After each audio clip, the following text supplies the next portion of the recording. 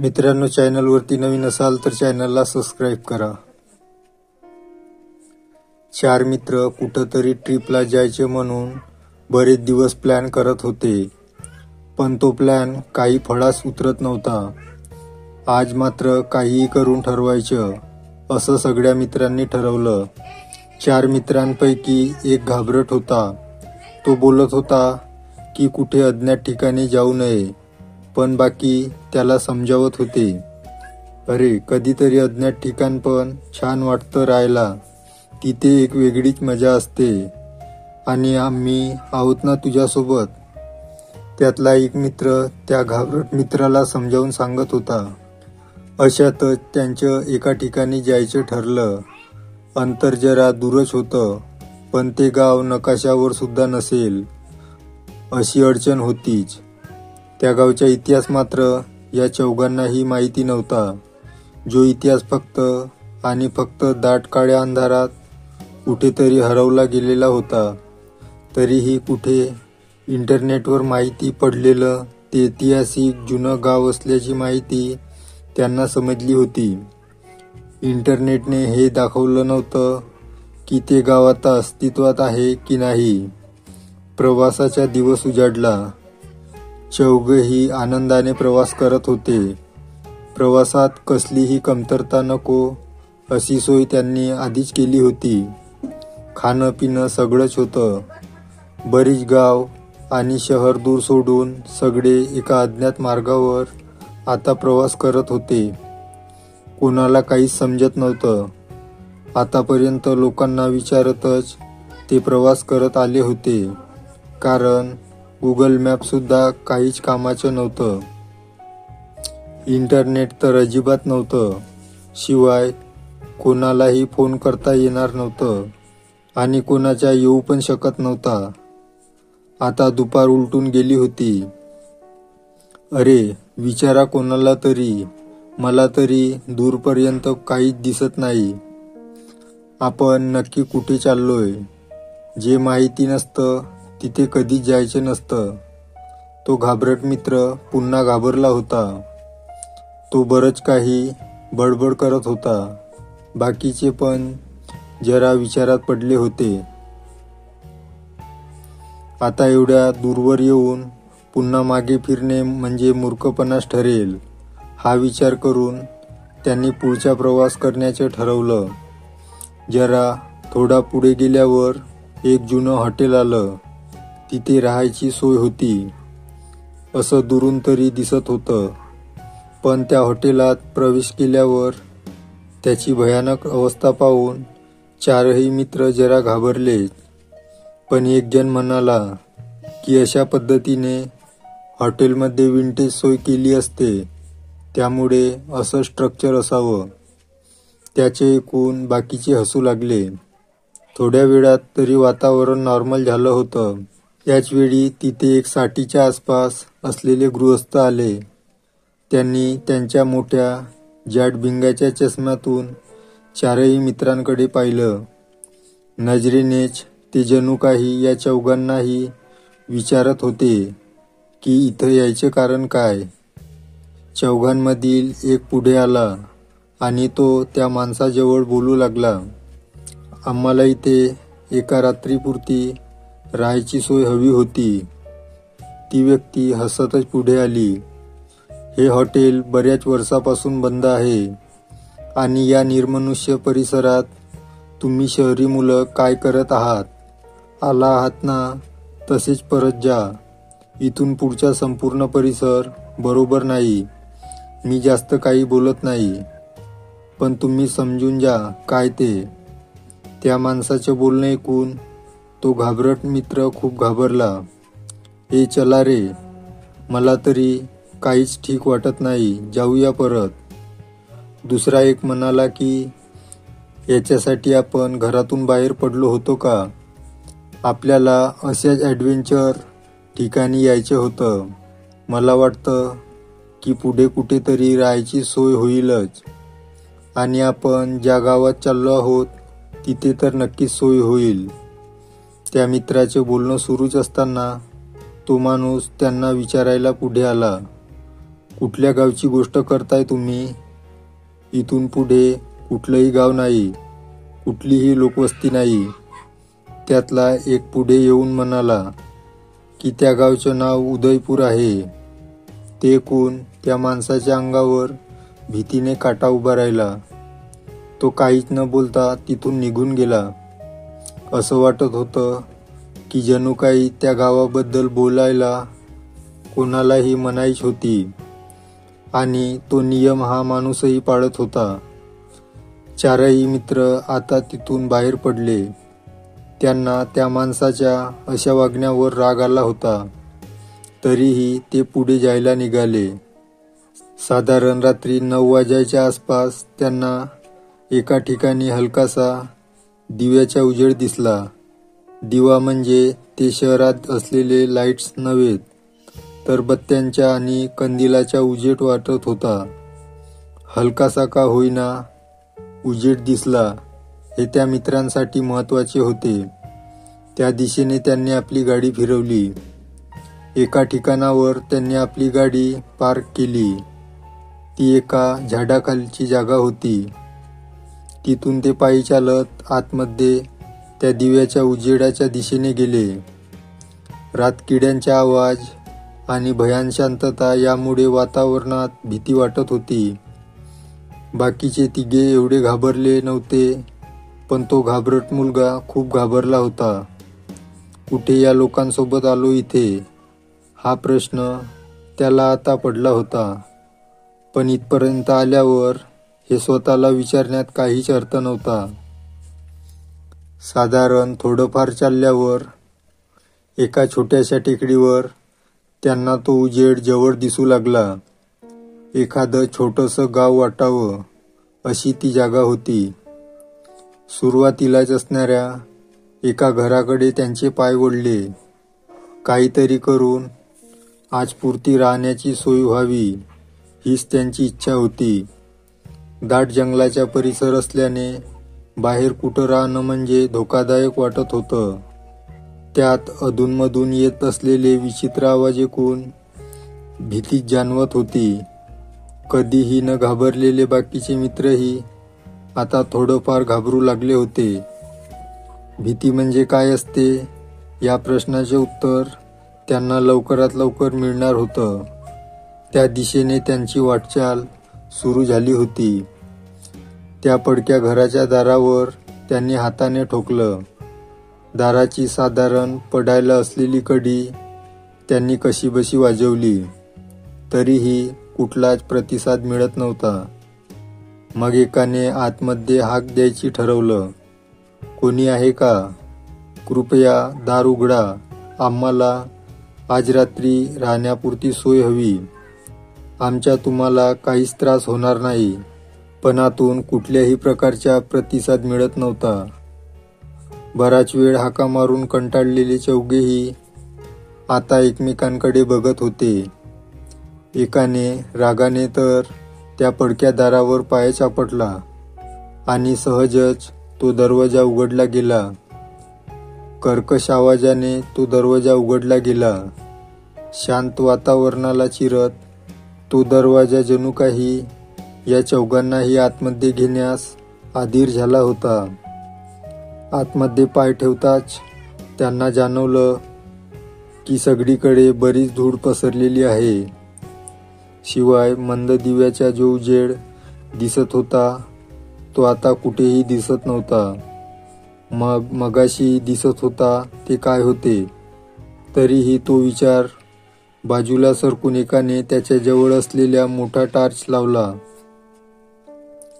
सगळीकडे टॉर्चच्या प्रकाशात ते मित्र आसऱ्यासाठी जागा शोधत होते. एकाला तर मस्करी सुचत होती. काय डॉक्युमेंटरी होईल ना या जागेवर, करू काय व्हिडिओ? दुसरा म्हणाला की हो कर व्हिडिओ, तेवढाच फायदा करून घ्यायचा अशा वस्तूचा. नाहीतर इथे कोणीच नाही, आपणच आहो. हे घर बहुधा बरीच वर्षे बंद आहे.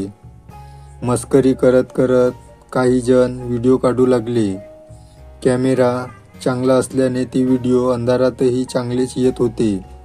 त्या पडक्या घराच्या आतमध्ये मात्र बरीच मोठी जागा होती. सगळ्यात आधी एक बैठकीची खोली होती, जिथे एक मोठी पेंटिंग लावलेली होती. त्या मित्रांची नजर त्या पेंटिंगवर गेली. त्या पेंटिंगमध्ये एक सुंदर अशी स्त्री होती. तिने भरजरी नऊवारी साडी नेसलेली होती.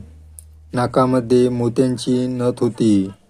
साज शृंगाराने परिपूर्ण अशी ती स्त्री खूपच मोहक वाटत होती.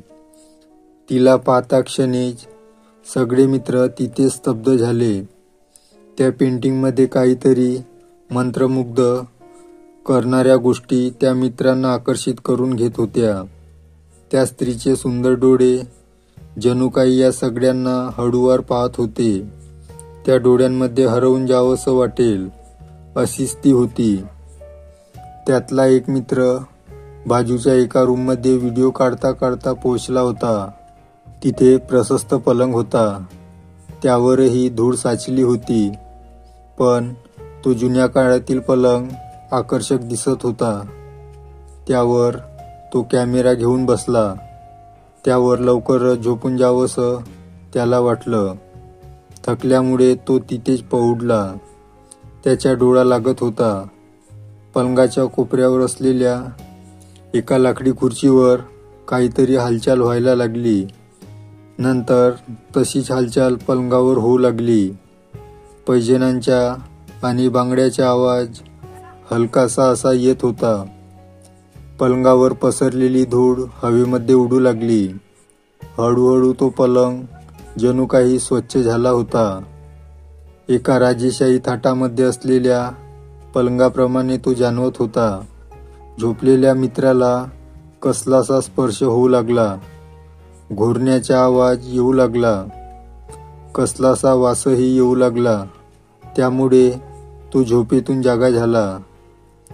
आजूबाजूला पाहिलं तर काहीच दिसत नव्हतं. त्याचा कॅमेरा मात्र ऑनच होता.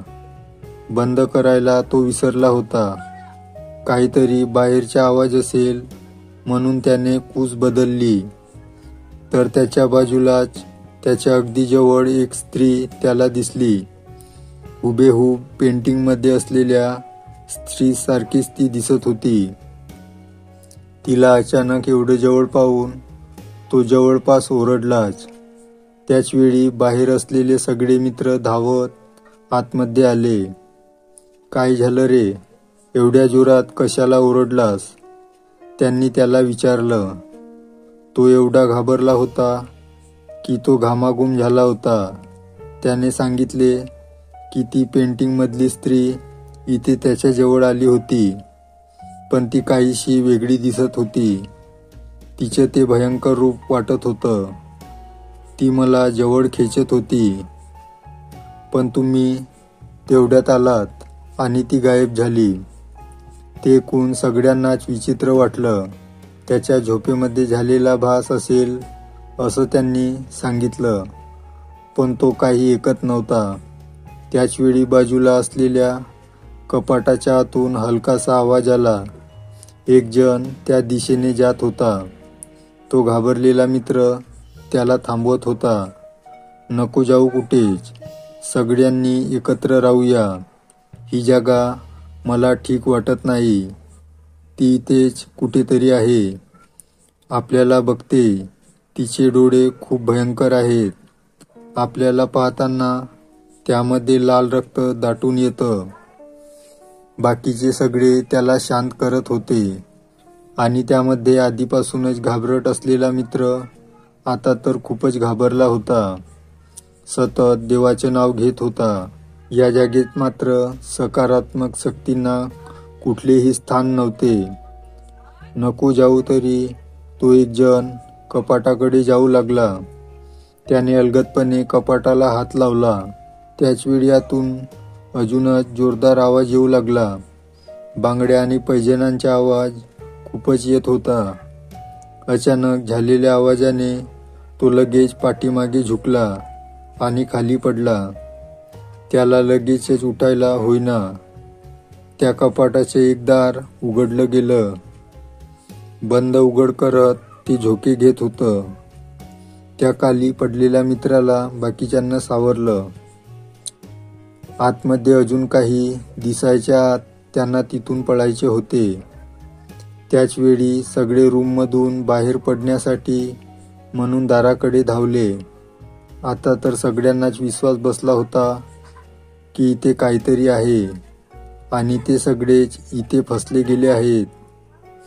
3 जण बाहेर पडले आणि चौथा मित्र, ज्याला ती स्त्री दिसली होती, तो बाहेर पडणार तेवढ्यातच दार जोरात बंद झालं.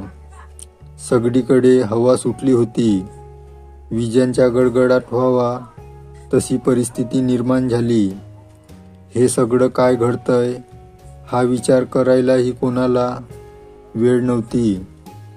आपल्या मित्राला त्या खोलीतून बाहेर काढण्यासाठी सगळ्यांच्या आटापिटा चालू होता, पण काही साध्य होत नव्हतं. आतमध्ये अडकलेला मित्र त्या अघोरी शक्तीजवळ आपल्या जीवनाची भीक मागत होता. ती तिच्या मूळ रूपात आलेली होती. आधी तर ती रडत होती, मला मरायचं नाही, मला माझ्या सौंदर्याने अनेकांना घायाळ करायचंय, असं बरंच काही बोलत होती. तिला पाहून तो अडकलेला मित्र फारच घाबरला होता. हळूहळू दाराजवळ जाऊन दार उघडण्याचा प्रयत्न करत होता. त्याचवेळी तिने त्याच्याकडे पाहिले. माझ्या या सौंदर्याने भरलेल्या जगात तुमचे स्वागत आहे. चंद्रमुखीच्या मोहजाळात आजपर्यंत कुठलाही पुरुष अडकायचा सुटला नाही. माझ्या गावात खूप मोठा भूकंप आला आणि माझ्या स्वप्नांची राखरांगोळी झाली. याच घरात मी जिवंत गाडले गेले. माझे शापित सौंदर्य मात्र अजूनही पुरुषाच्या शोधात असतं. अशी गगनभेदी गर्जना करत ती एका सेकंदातच त्याच्याजवळ आली. त्याचवेळी तिथली जमीन भेदून गेली. जमिनीला फार मोठी भेग पडली. त्या भेगेमध्ये ती त्याच्यासोबत सामावून गेली आणि काहीच वेळात त्या खोलीमध्ये पसरलेल्या भयंकर परिस्थितीला शांतता प्राप्त झाली. बाहेर दारावर उभे असलेल्या एकाची नजर त्या पेंटिंगवर पडली.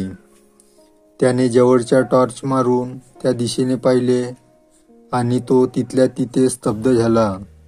त्याला काय झालं म्हणून बाकीचेही त्याच्याजवळ गेले आणि त्या पेंटिंगकडे बघू लागले. पेंटिंगमध्ये असलेली ती सुंदर स्त्री तिथे आता नव्हती. तिची बैठक व्यवस्था रिकामी होती. याचा अर्थ आतमध्ये आपल्या मित्राजवळ असलेली ती शक्ती म्हणजे हीच स्त्री आहे. पुन्हा सगळे मित्र त्या दारावर पाय आपटून त्याला तोडण्याचा प्रयत्न करू लागले. मध्ये मध्ये त्या पेंटिंगकडे बघत होते. आता पाय आपटायच्या आतच तो दरवाजा उघडला गेला. आतमध्ये जाऊन ते मित्र आपल्या मित्राला शोधू लागले. तिथे भयानक पसरलेल्या शांततेव्यतिरिक्त काहीही नव्हते. त्याला शोधून थकलेले ते मित्र हताशपणे फक्त त्याच्या पडलेला कॅमेरा घेऊन बाहेर पडले. प्रत्येकाच्या चेहऱ्यावर भीती स्पष्ट दिसत होती. बाहेर पडल्यावर त्या पेंटिंगवर पडलं. ती स्त्री तिच्या जागेवर होती. तिच्या अवतीभोवती मात्र काही जण दिसत होते. ते मगाशी तर दिसत नव्हते. त्यामध्ये निरखून पाहिल्यावर सगळ्यांना दिसलं की त्यात त्यांचा मित्रही आहे. त्या मित्राच्या चेहऱ्यावर भीतीदायक भाव उमटलेले दिसत होते. किंबहुना सगळेच तिच्या आसपास असलेले पुरुष भीतीच्या छायेखाली होते असं दिसत होतं. सगळं काही कॅमेराबद्ध झालं होतं, पण ते सगळे भेदरलेल्या अवस्थेत तिथून बाहेर पडले. बाहेर पडले म्हणण्यापेक्षा तिथून पळाले. आपल्या गाडीत येऊन त्यांनी गाडी स्टार्ट केली. त्याचवेळी त्यांनी मागे वळून पाहिलं तर तिथे कुठलाही गाव नव्हता. फक्त एक ओसाट पडलेली जमीन होती आणि सर्वत्र दाट जंगल. गाडीतच त्यांनी त्या गमावलेल्या मित्राच्या आणि प्रत्येकाजवळ असलेला कॅमेरा पाहिला. त्यामध्ये काहीच रेकॉर्ड झालं नव्हतं. फक्त एक मोकळी जागा दिसत होती. पेंटिंग तर कुठेही दिसत नव्हती. ते पाहिल्यावर सगळ्यांना जाणीव झाली की ते किती मोठ्या मोहजाळात फसलेले होते. प्रचंड वेगाने गाडीने हायवे गाठला. काहीच वेळामध्ये हे काय घडून बसलं होतं. कोणालाही बोलण्यासाठी शब्द नव्हते. संपूर्ण आयुष्यात त्यांनी अशी ट्रिप कधीच अनुभवली नव्हती. या ट्रिपमध्ये ते तिघे आपला जीव वाचवू शकले होते, पण त्यांनी आपल्या जवळच्या मित्राला गमावलं होतं. बऱ्याच काळापूर्वी तिथे उदयपूर नावाचं एक छोटंसं गाव होतं. गावामध्ये फार अशी श्रीमंती नव्हती, पण त्याच गावात चंद्रमुखी नावाची एक मुलगी गरीब असली तरी सौंदर्याने मात्र श्रीमंत होती. तिच्या सौंदर्याने अनेक जण घायाळ झाले होते, पण ती मात्र एका राजकुमाराच्या शोधात होती. तरीही असे तिच्या सौंदर्याने घायाळ होणारे पुरुष पाहून तिला स्वतःच्या सौंदर्यावर गर्व निर्माण झाला होता. एक दिवस असा आला की ज्या दिवशी गावात एक जत्रा भरली होती. तिथे बरीच पुढारी मंडळी येणार होती. तिने ऐकले होते की या जत्रेमध्ये एक तरुण नेता येणार आहे, जो दिसायला रुबाबदार आणि रांगडा गडी आहे. त्याच्या श्रीमंतीचे चर्चे सुद्धा गावागावात घेतले जातात. त्याला पाहण्यासाठी चंद्रमुखी आधीर झाली होती. ती एक उत्तम लावणी सम्राट होती. त्या जत्रेत तिचे लावणी नृत्य सादर झालं. अनेक जण तिच्या नृत्याने घायाळ झाले. त्यामध्ये त्या तरुण नेत्याची सुद्धा भर पडली. तिने तिथून निघताना त्याच्याकडे पाहून इशारा केला. तो तरुण राजकुमार जणू आपल्यासाठीच बनलेला आहे, अशी समजूत तिची झाली होती. आनंदाच्या ओघामध्ये ती तिच्या साधी राहणीमान असलेल्या घरी पोहोचली. तिला माहीत होतं की तो तरुण नेता तिच्या मागून इथपर्यंत येणार. अजूनपर्यंत सांभाळून ठेवलेलं सौंदर्य तिला त्याच्या स्वाधीन करायचं होतं. ती तिच्याच खोलीत येऊन पलंगावर पहुडली. आधीरतेने त्याची वाट पाहू लागली. पण एकाएकी परिस्थिती अशी काही बदलून गेली की तिला समजले देखील नाही. गावामध्ये एक मोठा भूकंप आला. त्या भूकंपामध्ये पूर्ण गाव जमीनदोस्त झालं. अनेकांची घरे त्यांच्यासहित जमिनीखाली गाडली गेली. चंद्रमुखी तिच्याच घरी पडलेल्या जमिनीच्या भेगांमध्ये कोसळली. तिच्या डोळ्या देखतच तिची सगळी स्वप्न आणि इच्छा अपेक्षा अपूर्ण ठरल्या. तिचे संपूर्ण घर भूकंपामध्ये धरतीने जणू काही गिळंकृत केले. हीच अवस्था संपूर्ण गावाची आणि गावकऱ्यांची झाली. त्यानंतर त्या गावाची ओळख संपुष्टात आली. काहीच मोजक्या जणांना तो इतिहास माहीत होता, पण आजही त्या जागेवर फक्त चंद्रमुखीच्या साम्राज्य वसलेला आहे, तिच्या अतृप्त आत्म्याच्या. ती त्या गावच्या वेशीवर एका सुगंधाने, दिव्याच्या प्रकाशाने, मंत्रमुग्ध करणाऱ्या आवाजाने दरवळत असते. तिच्या मोहजाळात अनेकांना ओढून घेण्यासाठी ती आजही व्याकुळ होऊन वाट बघत असते. तिच्या आणि त्या जागेचा इतिहास मात्र ज्यांना माहीत आहे त्यांच्या मुखातून तिचे नावही उच्चारण्यास बंदी आहे. तिच्या नावाचा उच्चार देखील कोणालाही संपवू शकतो. त्यामुळेच ती हॉटेलमध्ये असलेली वयस्कर व्यक्ती तिच्याविषयी काहीच बोलली नव्हती. अशा अज्ञात जागेवर ट्रिपला जायचं प्लॅन ठरतोय. काय माहिती कोणीतरी चंद्रमुखी त्या जागेच्या वेशीवर तुमची वाट बघत असेल. मित्रांनो, ही गोष्ट तुम्हाला कशी वाटली लाईक व कमेंट करून नक्की सांगा. व चॅनलवरती नवीन असाल तर चॅनलला सबस्क्राईब करा. भेटूया असेच एका नवीन गोष्टीसोबत.